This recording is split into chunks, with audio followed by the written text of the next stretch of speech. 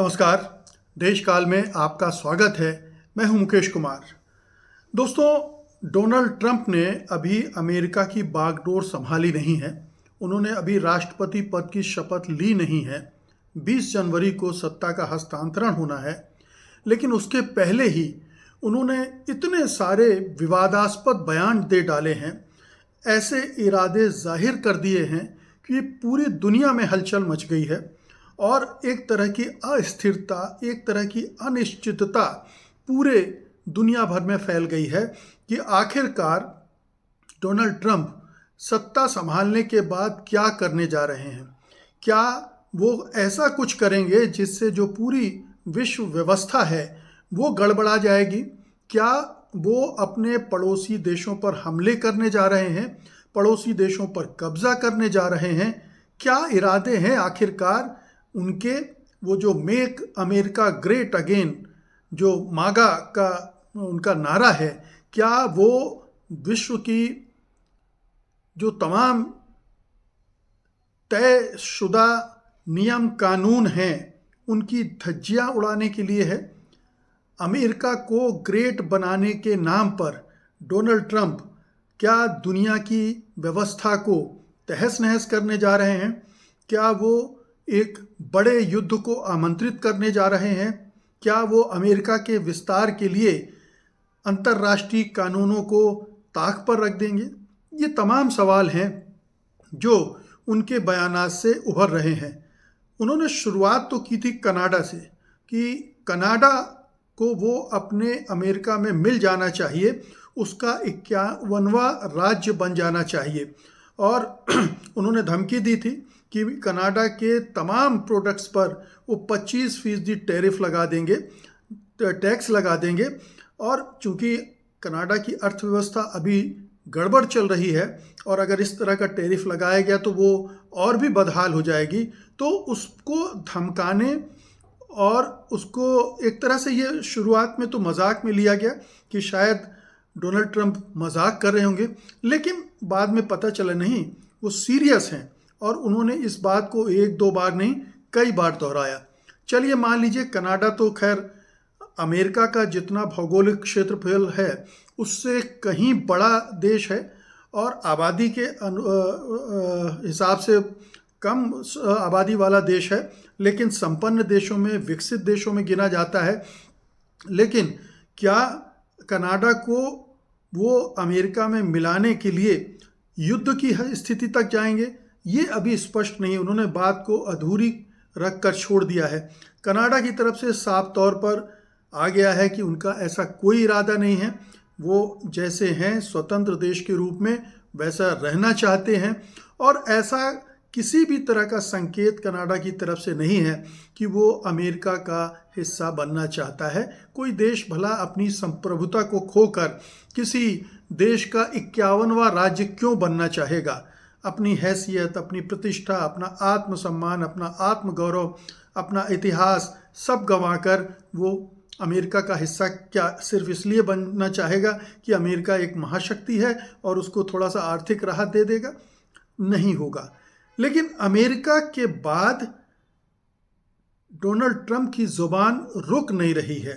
Canada के बाद वो एक एक करके नए नए इशू उठाते जा रहे हैं और इससे उनके इरादों को लेकर बहुत सारे संदेह खड़े होने लगे। मसलन उन्होंने फिर कहा कि ग्रीनलैंड को मैं खरीदना चाहता हूँ। डेनमार्क के पास है अभी ग्रीनलैंड, डेनमार्क का की प्रभुसत्ता है वहाँ पर। हालांकि वहाँ एक स्वायत्त राज्य है ग्रीनलैंड और वहाँ आज़ादी का आंदोलन भी चल रहा है और डेनमार्क ने कहा कि ये ग्रीनलैंड के लोगों को तय करना है कि वो अमेरिका के साथ जाना चाहते हैं या स्वतंत्र रहना चाहते हैं। और जो ग्रीनलैंड के प्रधानमंत्री, उन्होंने साफ तौर पर इनकार कर दिया है कि वो अमेरिका में शामिल नहीं होना चाहते हैं। लेकिन डोनाल्ड ट्रंप के बेटे वहाँ गए हैं और वहाँ उन्होंने कैब बांटी है, मेक ग्रीनलैंड ग्रेट अगेन, और उसका इरादा साफ है कि वो उनको प्रस्तावित कर रहे हैं कि आप अमेरिका में जाकर मिल जाइए। ये इच्छा जाहिर करना एक बात है, लेकिन अगर डोनाल्ड ट्रंप ग्रीनलैंड को अपने पास लाने के लिए, अपने उस पर कब्जा करने के लिए कोई सैन्य बल का इस्तेमाल करने का इरादा रखते हैं, तब बात बहुत ख़तरनाक हो जाती है। और इसके संकेत उन्होंने दे दिए हैं कि वो अमेरिका की सुरक्षा के लिए, सुरक्षा के नाम पर वो ग्रीनलैंड पर कब्जा भी कर सकते हैं। ये उन्होंने अपना इरादा जाहिर किया है। ग्रीनलैंड के जो प्रधानमंत्री हैं म्यूट ईगा, उन्होंने कहा है कि ये वो हरगिज़ बर्दाश्त नहीं करेंगे। ना तो ग्रीनलैंड बिकाऊ है और ना ही वो अमेरिका में मिलने का किसी तरह से भी उत्सुक है। वो स्वतंत्र राष्ट्र नहीं है, बल्कि वो डेनमार्क का एक स्वायत्त क्षेत्र है, जैसा मैंने बताया, और वो स्वतंत्रता चाहता है, किसी के अधीनता नहीं चाहता है। तो वो साफ तौर पर बोल चुका है। लेकिन डोनाल्ड ट्रंप क्या तर्क दे रहे हैं कि उन्हें रूस और चीन के जो उसके वजह से जो असुरक्षा है अमेरिका की, उसको दूर करने के लिए वो ग्रीनलैंड चाहते हैं। अब ये एक सिरफिरे और तानाशाह किस्म का कोई व्यक्ति ही कह सकता है कि मैं फला देश चाहता हूं क्योंकि मुझे उसकी सुरक्षा के लिए ज़रूरत है, अपनी सुरक्षा के लिए ज़रूरत है। क्या भारत ये कह सकता है कि मैं बांग्लादेश पर कब्जा कर लूँगा क्योंकि मुझे अपनी सुरक्षा के लिए उसकी ज़रूरत है, या श्रीलंका या पाकिस्तान, नेपाल पर? क्या ऐसा कर सकता है? अंतर्राष्ट्रीय कानून इसकी इजाज़त नहीं देते हैं। ये साफ तौर पर अंतर्राष्ट्रीय कानूनों में है कि आप किसी की देश का भी पर हमला नहीं करेंगे, उस पर कब्जा करने के लिए, उसको कंक्वर नहीं करेंगे, उस पर अधिकार नहीं करेंगे। लेकिन यहाँ डोनाल्ड ट्रंप ये चीज़ बार बार दोहरा रहे हैं और ये बड़ा ही ख़तरनाक दांव वो खेलने की बात कर रहे हैं। तो ग्रीनलैंड का मामला हो गया। इसके बाद उन्होंने पनामा नहर का जिक्र छेड़ दिया और कहा कि पनामा नहर अमेरिका की है और अमेरिका उस पर कब्जा करेगा। पनामा ने भी इसका मुंह तोड़ जवाब दे दिया है कि वो ये बर्दाश्त नहीं करेगा।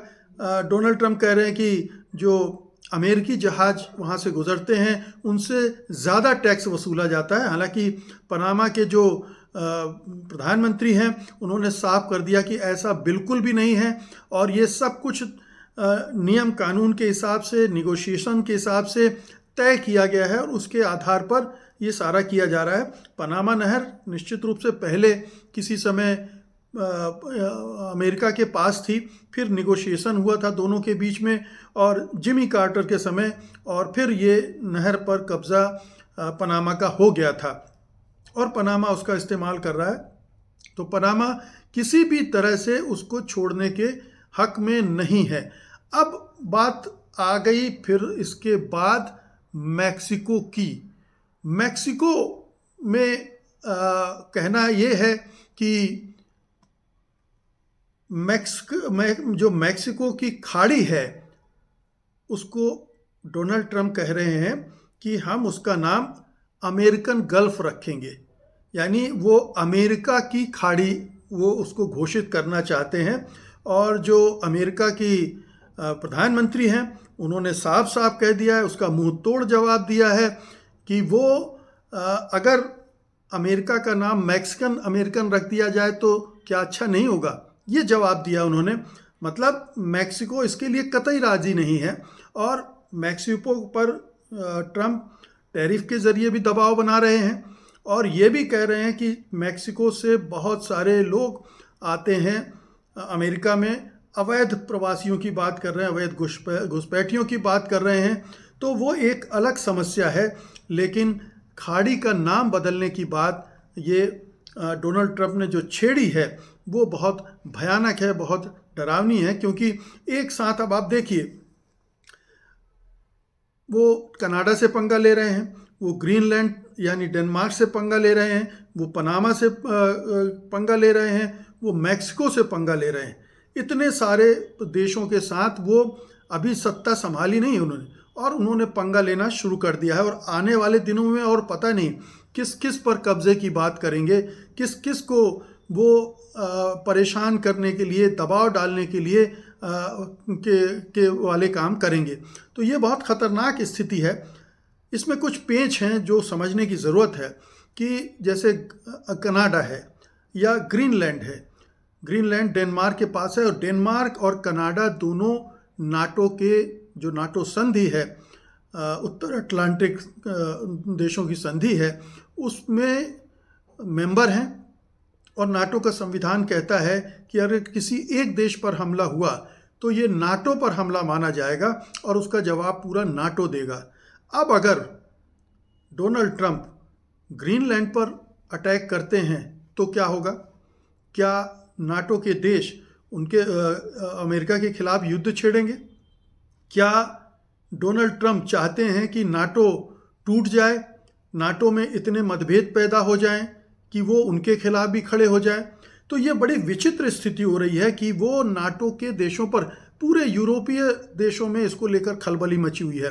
फ्रांस ने विरोध किया है, जर्मनी ने खुलकर विरोध किया है, यूरोपियन यूनियन ने इस पर बैठक की है और इसमें बैठक करके उन्होंने कहा है कि ये सरासर अंतर्राष्ट्रीय कानूनों का उल्लंघन है।